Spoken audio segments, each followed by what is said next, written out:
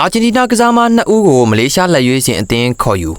အားလုံးပဲမင်္ဂလာပါခင်ဗျာဒါတီမဲ့ကြားကြီးရဲ့ဗမာဘောလုံး channel ကနေကြိုဆိုလိုက်ရပါတယ်မလေးရှားလက်ရွေးစင်အသင်းကနီးပြအသစ်အဖြစ်ဂျပန် J League ကလပ်တွေဖြစ်တဲ့ FC Tokyo Shimizu Esports တို့ရဲ့နီးပြဖြစ်ခဲ့ဘူးသူဩစတြေးလျနိုင်ငံသားနီးပြPeter Klamoski ကိုခန့်အပ်ခဲ့တာတွေ့ရပါတယ်။အဲဒီနောက်အပြောင်းလဲအနေနဲ့မလေးရှားဘောလုံးဖွဲ့ချုပ်ကမွေးစားသားတွေကိုထပ်မံခေါ်ယူအားဖြည့်လာခဲ့ပြီးအခုနောက်ဆုံးနိုင်ငံလူကြီးစဉ်အသင်းအတွက်ခေါ်ယူထားတဲ့ကစားမနှစ်ဦးကလည်းထွက်ပေါ်လို့လာခဲ့ပြီဖြစ်ပါတယ်။အဲဒီကစားမနှစ်ဦးကတော့အာဂျင်တီးနားကစားမနှစ်ဦးဖြစ်တဲ့ Facundo Cassette နဲ့ Emmanuel Chuka တို့နှစ်ဦးပဲဖြစ်ပါတယ်။ခန်းစစ်ကစားမတစ်ဦးဖြစ်တဲ့ Facundo ကလက်ရှိချိန်မှာတော့ Spain La Liga ကလပ်အသင်းဖြစ်တဲ့ Deportivo Alaves အသင်းကိုပြောင်းရွှေ့ကစားနေတာဖြစ်ပြီးLa Liga ပွဲပေါင်း10ပွဲကစားခွင့်ရရှိထားတာဖြစ်ပါတယ်။အလွတ်ပြောင်းရွှေ့ခြင်းနဲ့အာဂျင်တီးနားကလပ်အသင်းကိုလွန်အသင်းကြီးကနေပြောင်းရွှေ့လာခဲ့တဲ့ Facundo ကအသက်အရွယ်အပြင်လည်း25နှစ်သာရှိသေးပြီးတော့ရည်သွေးမြင့်တဲ့ခန်းစစ်ကစားမတစ်ဦးလည်းပဲဖြစ်ပါတယ်။အလွတ်ကစားမကိုမလေးရှားလေခြင်းအသင်းအနေနဲ့နိုင်ငံကိုစားပြုနေတဲ့ခေါ်ယူခဲ့ကြောင်းပြီးခဲ့တဲ့ရက်ပိုင်းကပဲတရားဝင်ကြေညာခဲ့တာဖြစ်ပြီးတော့မလေးရှားလေခြင်းအသင်းရဲ့အာရှဖလားခြေစစ်ပွဲစဉ်အတွက်လည်းအသင်းနဲ့တရားဝင်လာရောက်ပူးပေါင်းခဲ့တာဖြစ်ပါတယ်။ဒါမှတိုက်စစ်ကစားမတစ်ဦးဖြစ်တဲ့